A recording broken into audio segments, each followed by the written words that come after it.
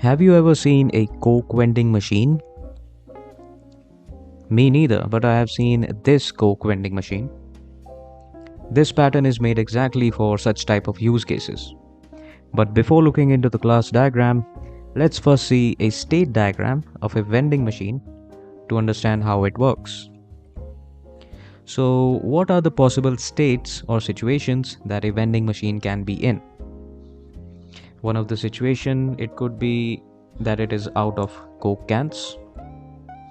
Second situation could be that there is no money in the machine at this point. Third could be that there is some money in the machine. And fourth would be that the user has pushed the confirm button and one of the cans or multiple cans are sold. Let's try to make a diagram from this. Basically, we'll see the transitions from one state to another. So initially, when a vending machine is being installed at some place, it is definitely out of cans. When an operator refills it with Coke cans, it goes to the no money state. Now this vending machine is just waiting for some customer to buy some Coke. When a customer enters some money in the machine, it goes to the has money state.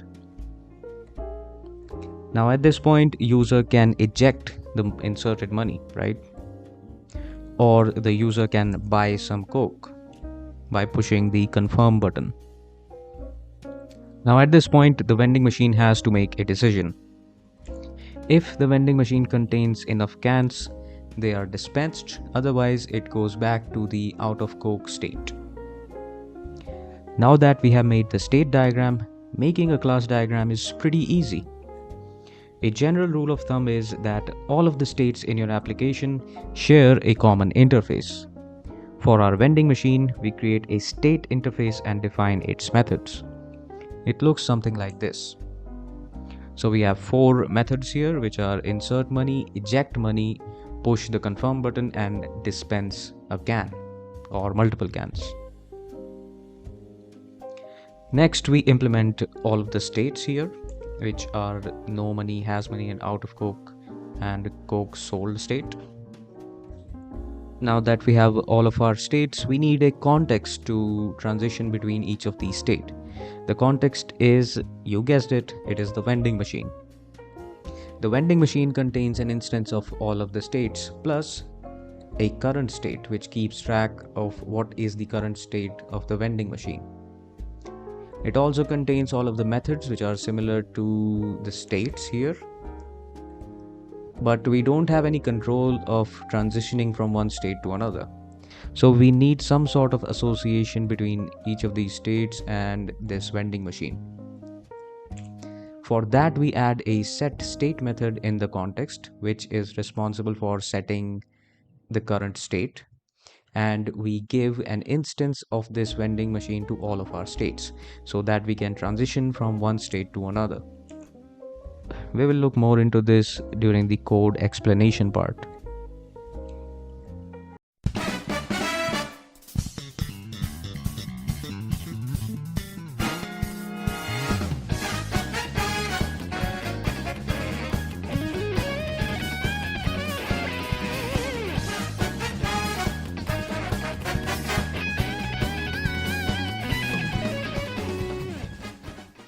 Alright, here's the code for the Coke vending machine. So this is the Coke vending machine class, which is the context. It has an integer n, which denotes how many cans are left in the machine. It has instances of all of the states. It has an instance of the current state. This is the constructor which initializes all of these states and also passes itself so that each state can associate with this vending machine. So for example, if we look into the no money state, so here is the association, you can call it, here is the association, and in the constructor it is assigned here. Let's go back to the vending machine code.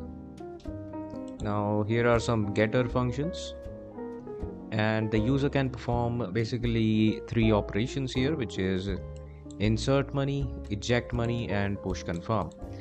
The machine will handle the rest of it, right?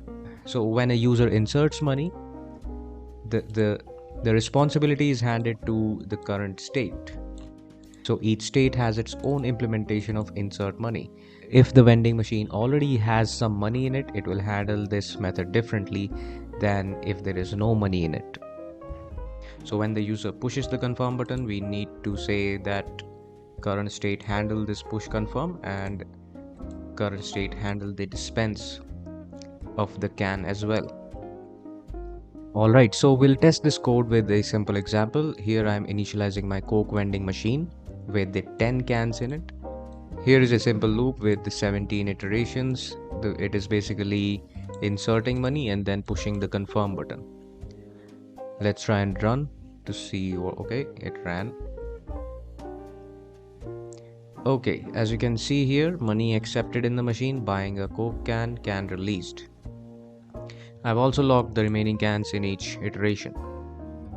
So yeah, it is simply accepting the money and buying a Coke can and then dispensing the can.